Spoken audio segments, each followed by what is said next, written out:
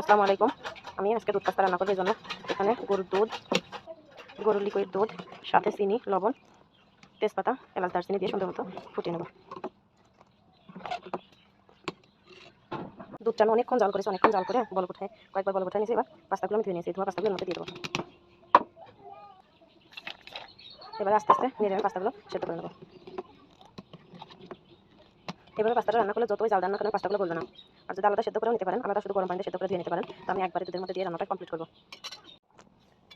এভাবে পাস্তাটা সুন্দর করে জাল দিতে সেদ্ধ করে নিতে হবে। এই লিকুইড দুধের সাথে যদি গুঁড়া দুধটা ব্যবহার করেন তাহলে আরও ঘন হবে, খেতেও মজা হবে। তো আমি শুধু এবার গরুর দুধে রান্নাটা কমপ্লিট করে নেব। এভাবে আমি ফোটাতে থাকবো যতক্ষণ সেদ্ধ না হয়।